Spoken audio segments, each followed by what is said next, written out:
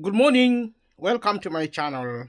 It is now coming to 6 a.m. in the morning here in London, in the UK. Thank you for your support. Thank you for those who have subscribed.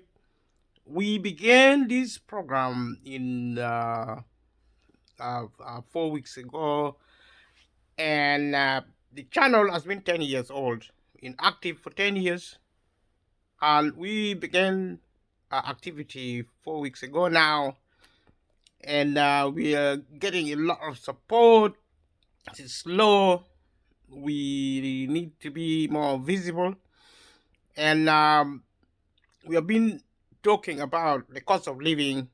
And our channel has consistently argued that we are here to promote freedom of speech, and freedom of speech involve actually using verbal communication.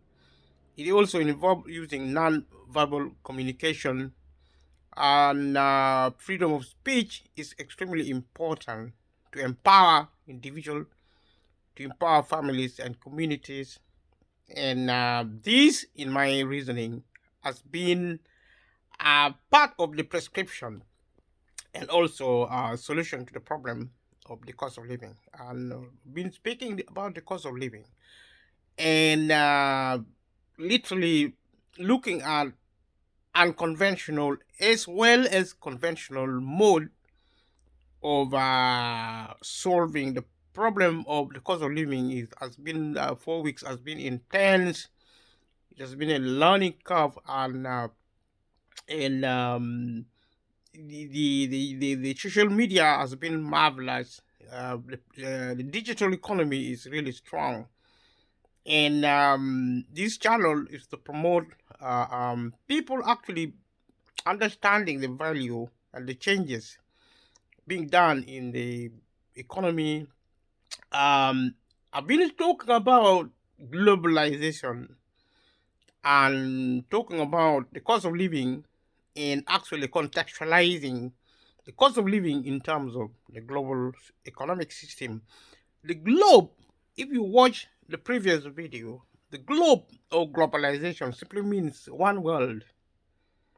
If we have Britain, if you live in the UK like I live in the UK, I've been living here for many years, I'm from Africa. If you live in the UK is a sovereign state. It's a country. There are British nationals and residents, people who live in Britain as foreigners, but who live here. They call residents. Um, People who are actually British are called nationals. They're citizens, British citizens. Some people immigrated in this country. This is their country. It's a sovereign state. And also, the situation in the rest of the world, Africa, America, South America, Asia, Middle East, every country in every continent of the world is a sovereign state. It's their country. The country belongs to them. These countries are names like Britain, the USA, United States of America, Canada, China, Ukraine, Russia. These are actually sovereign states. Now, these states have decided to merge into one state. It's called super state. The global state is called super state. So these are going to be countries coming together to form a super state called the state of the world. The globe is going to be a country. The government, sovereign governments like in British government, Ugandan government, Nigerian, Ghanaian, Egyptian, Israelis, the Middle Eastern, Pakistan, in the Far East, or I mean in the Near East, and also in the Far East, like Russia, China. America, all these countries with governments, are national governments, they call nation states, national governments are going to merge into one government. It's called one world government. That is what globalization means. Also, the economies. If you have an economic arrangement, economic system, economic process in your country, is going to be a global economy. There's going to be a global economy. There's going to be global citizenship. Now, if you're a British citizen, your British citizenship is going to go away. You're not going to be British. You're not going to be Ugandan. You're not going to be Kenyan. You're not going to be American. That will stop. America will stop. Every country in the world is going to be wiped out. Somehow, the architect, the historical and the modern architect of state and countries have decided to put boundaries and borders. Actually, every country of the world, every continent, every map has been drawn by a group of individuals, who decided to rule the world. They decided to demarcate, to divide the globe into continents. It wasn't there before. They decided to draw the maps of the globe, or of the countries, or the sub-regions of the world. It was a political decision to do that by people who rule the world, kings and queens, and later on politicians, in what now we call civil rules, as in democracy.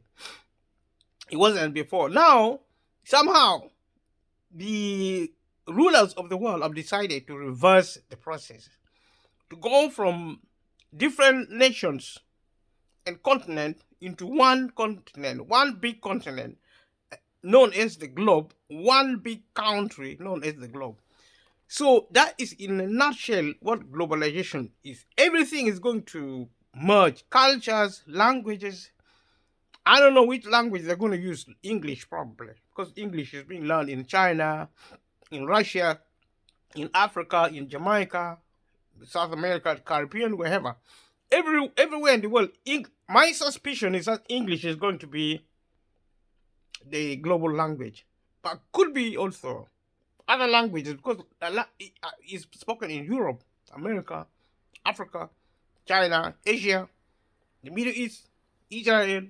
These are actually important hotspots of global continents and countries. So globalization is radical. It's really, we are now moving out of nationalism to globalism. Although somebody else said globalism is different from globalization, but that is their problem. It's the same. It doesn't matter what it is. Countries are coming together. There are going to be no boundaries. We will have one passport, one citizenship. It doesn't matter if you're black or white, Asia, or where you are. You're going to want one citizen, one passport. If you need passport, they'll probably call it passport if they want to, but probably be a traveling document or just an ID, a global ID. Whatever it is, it's going to be a form of a document to prove that you're human and also you belong to the global citizenship. That is going to be in the future, but the process is now going on. We are in the final stages of globalization. And chosen this to tie it up with some of the debate about, if you call it debate, let's simply call it discussion. Not even discussion, but propositions I made in my video, because I've been talking to myself and talking to you, and a lot of people have been listening, and I'm so happy. People have been listening to me. I'm even happier for those who have been giving me feedback, because this is social media, and people are encouraged to speak freely. And this channel is about free speech. You listen to my video, you're probably speaking. They say, actions speak word louder than word. Because listening is a form of activity. If you read a book or you watch a video, that is also activity. If actions speak louder, then if actions speak, then action, activity of initial cooking, socializing, going into a party, praying, you know, um, going on a date, marriage. These are actually speeches because they are actions. If action speaks, then speaking, we talk about free speech. What you do is also speaking. It's a form of speech. So we're talking about freedom in a broad sense of the word. You go to a party and take a present to your friend. You also you visit friend. You make friends. The process of making friendship is speaking. If you work, if you sing, if you laugh. I mean, in London, there is a clinic, a laughing clinic. You go and pay money to laugh because that is form of medicine. That is speaking. Getting medication, treatment for a situation. There is like social prescribing, kind of like treatment for people with depression, people with anxiety. So this is big. Freedom of expression, freedom of speech is fundamentally so important. This channel, at the heart of this channel, is as free speech. And in my opinion, and I think you will agree with me that when you speak, you start a process of healing, of solving a problem. Disease, illness is a form of problem. I mean, even if you're poor or rich, if you fall sick, it's a priority, number one priority. And freedom of expression, freedom of speech is a healing process. You may not realize it. If you go to counseling, um, counselors, psychotherapists, and whatever, they will encourage you to speak, talk about a problem, and they listen. Basically, that is counseling, listening, and asking, a relevant question. It's so important. So that's what this channel is about in terms of briefing. And that's what we have been doing so far. So good. It's challenging for many. If you even want to know some of the things we have discussed, watch the previous videos. I'll be recording new videos and I'll be making references to the older videos. In my opinion, let me know. Leave a comment below. Let me know what you think. But in my opinion, my ability to present has improved a little. If I compare with the previous videos, I don't think I was really impressing even myself. But there are some really kind people who have been speaking to me, especially friends. There's something special about friends. Friends are really cool because sometimes even if your material is not that good, they say that is brilliant. Carry on with it. It's really fantastic. And I believe that if you're going to learn anything, if you're going to improve anything, it's to take action. To take action, to do something. And unless it is my forlorn dream that I'm improving, I feel good about what I'm doing. I feel it's therapeutic. It's like I'm talking to myself. Some really nice people in funny ways have been telling me I'm losing my mind because especially people in my community. The culture, my culture is a bit unique because people don't talk to themselves. And when I speak to the camera the way I'm doing, normally it seems to many in my community that I'm speaking to myself and they're right. A lot of people will be right, presuming that I'm speaking to myself because I am speaking to myself. And this is actually a monologue. It's called a monologue. You're talking to yourself, but it's the manner and also the nature of the media. Because this speaking will be shared on my channel, and every lucky man and woman will be able to see it. A lot of lucky people have got now. I've got about 160 subscription in 4 weeks. My expectation was that, because I know so many people, I have a lot of family and people who really will support you, will just like you for no reason. Even if you're not doing something important, they will just say, very nice. So they will encourage you, they will encourage themselves to support you. Yes, they have been supporting me. And my satisfaction is my number one satisfaction is that I'm actually recording a video every day.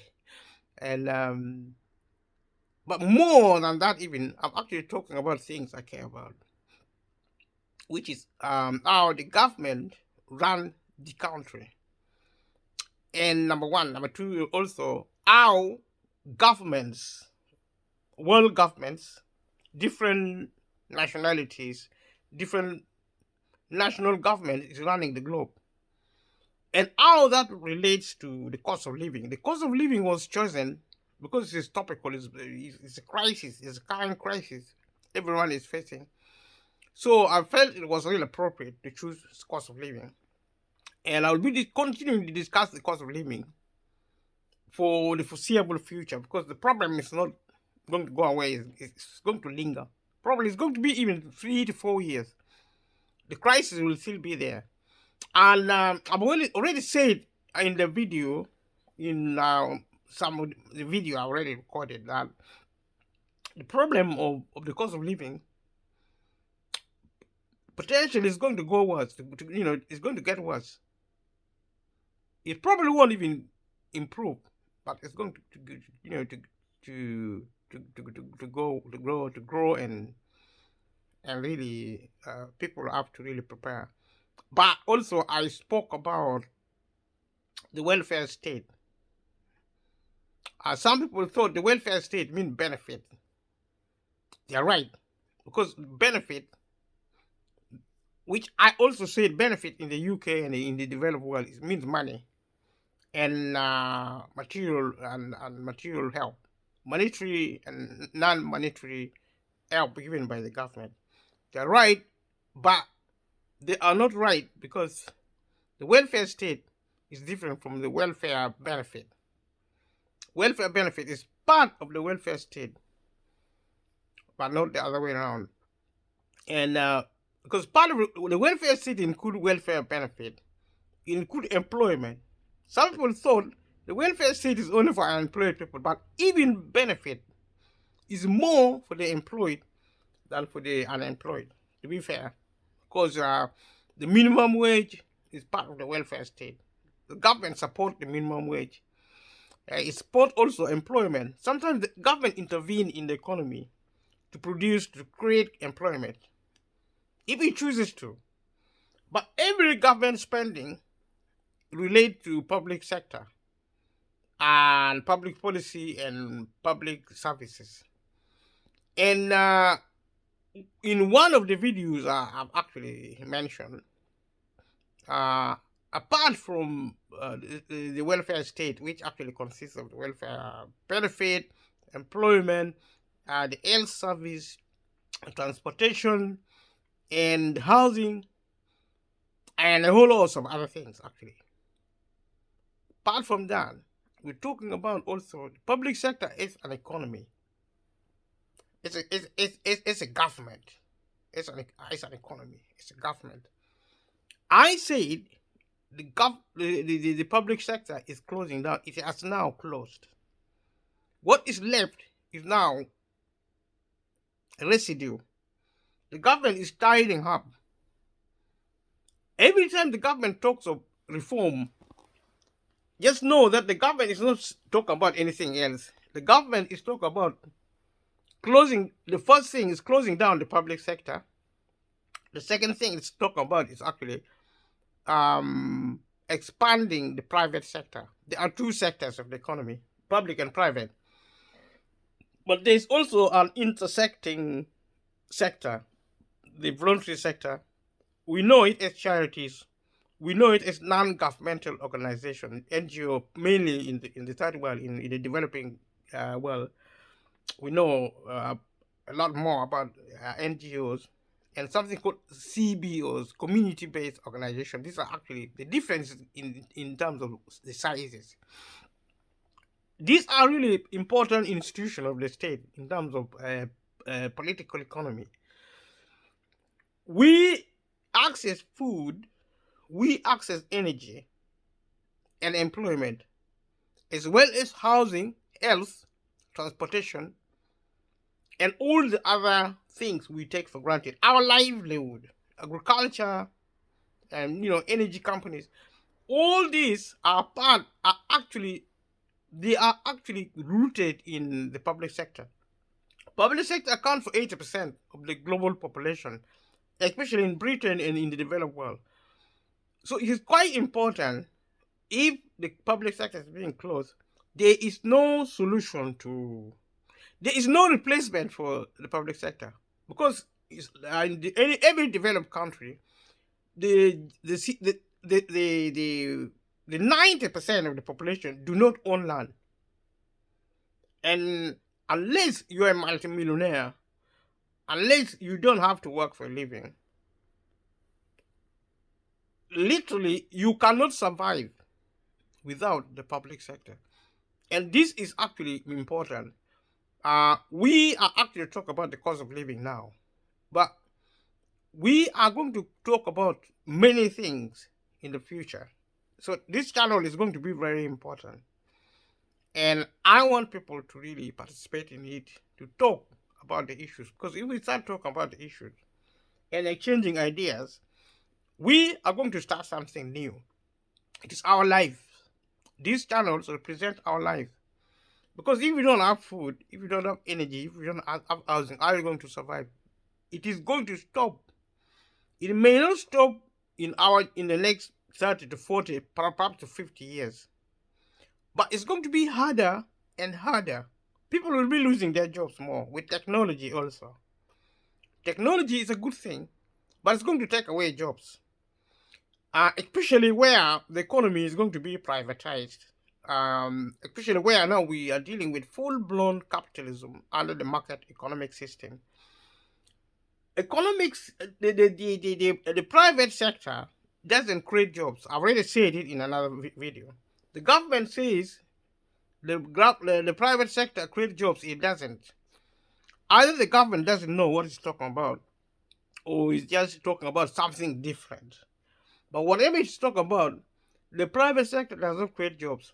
For the private government sector to create jobs, the government has to support it. The government cannot support anything, including the private sector. It cannot support anything, including the private sector, unless the public sector is there. That is the bottom line.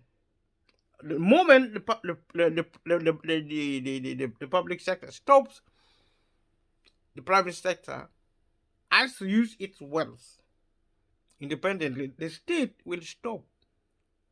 In the first place, the state will stop with privatization.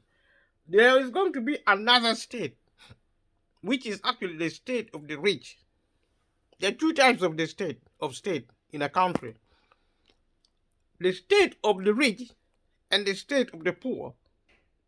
The 90%, the 80% of the population occupy one state. And this type of state is closing down. It is going to close down with the 80%. the poor people, the 90% are going to be stateless. You're going to have no country because you're poor. And that's the analysis. You see, if you want to get evidence to back what I said, it's my pleasure. Go ahead. Go anywhere. Go anywhere. You will find this information there. Public sector has closed.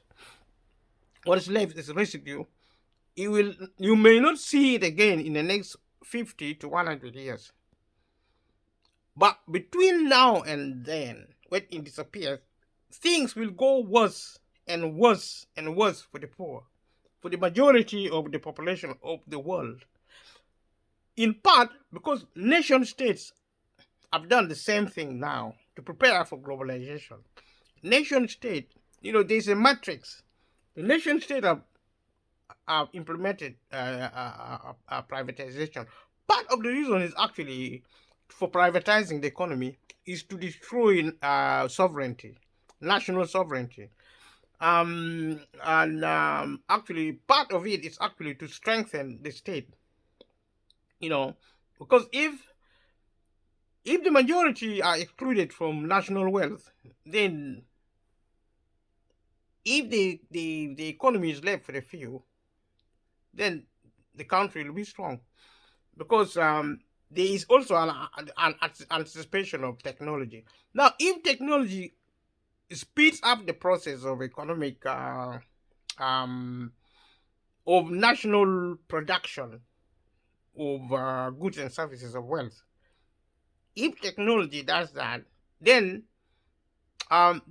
there will be no need for the government. The government may close down because the purpose of the government is actually to control wealth.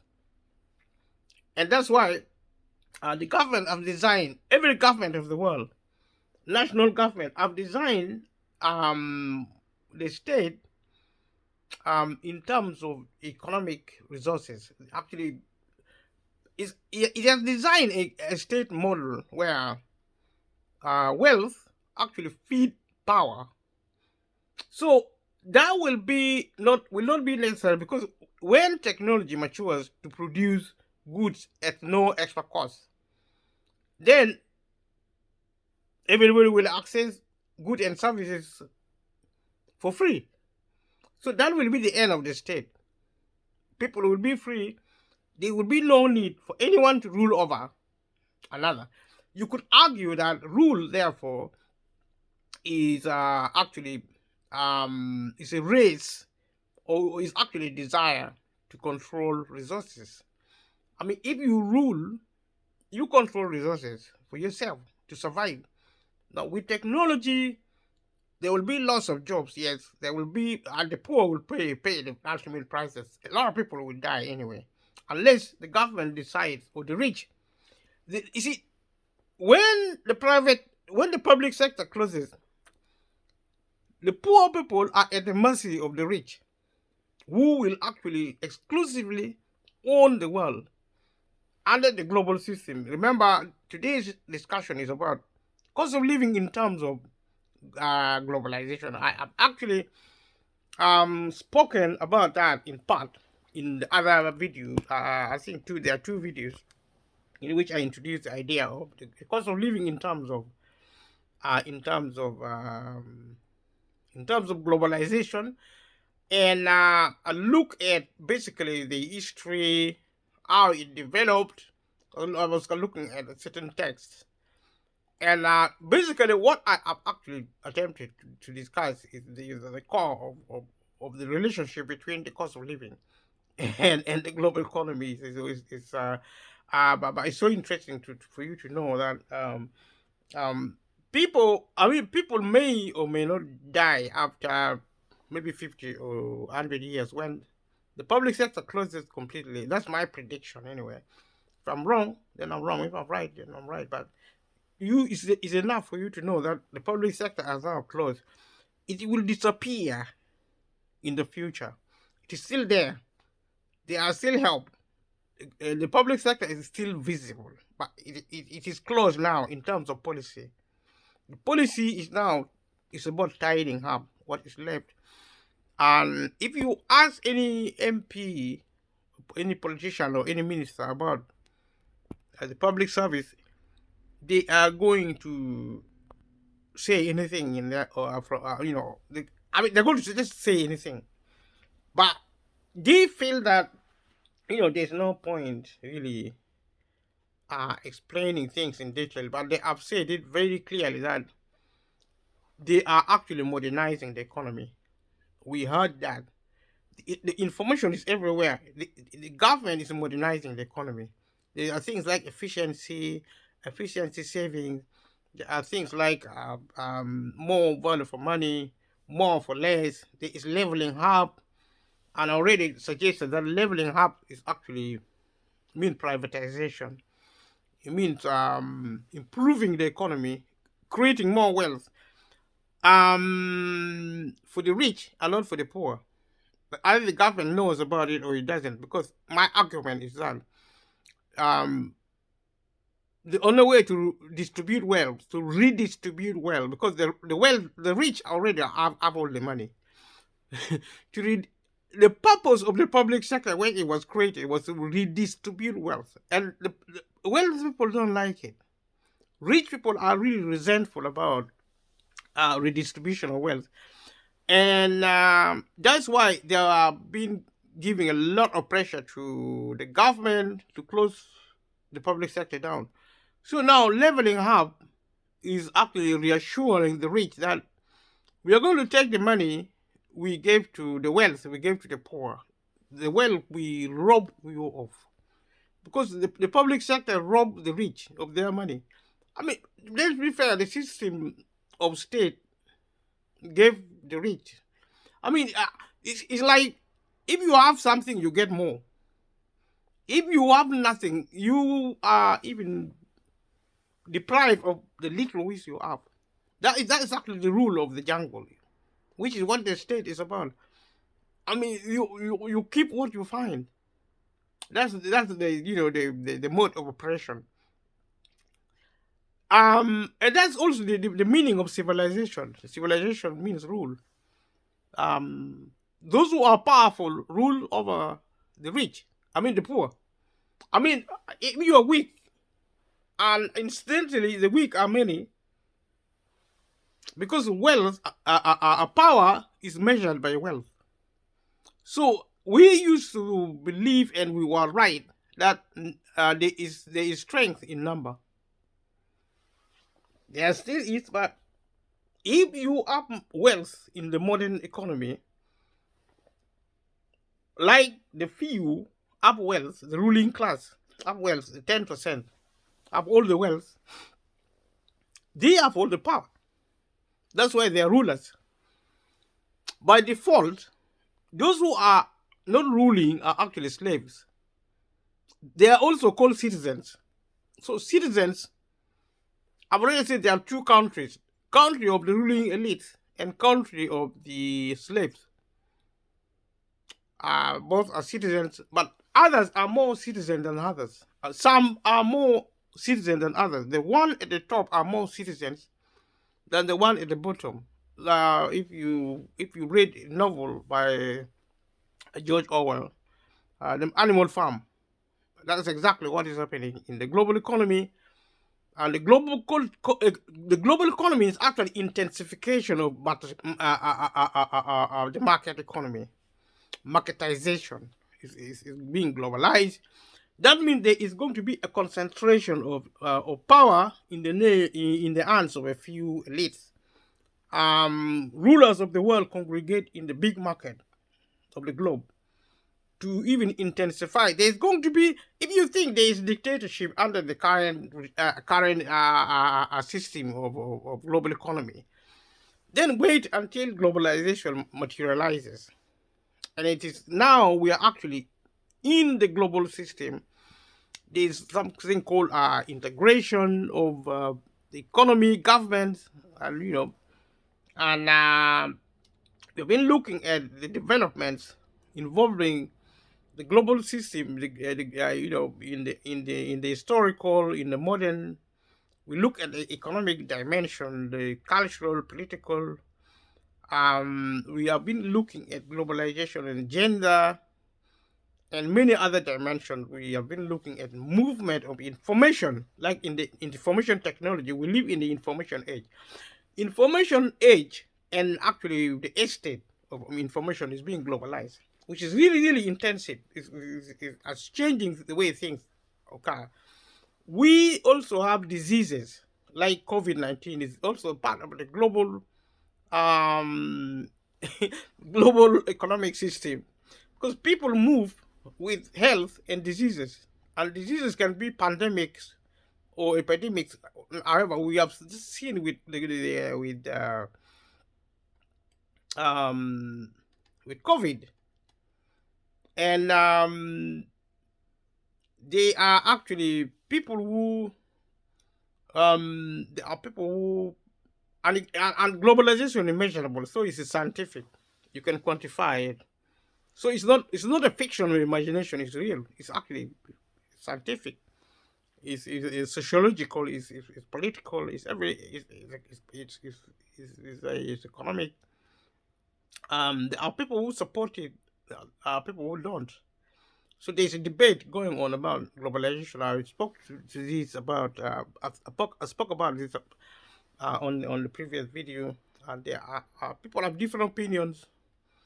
Looking at the economy, looking at democracy. Democracy, as you know it, is going to be global, also global democracy. Civics, the idea of citizenship, faith, and all those values.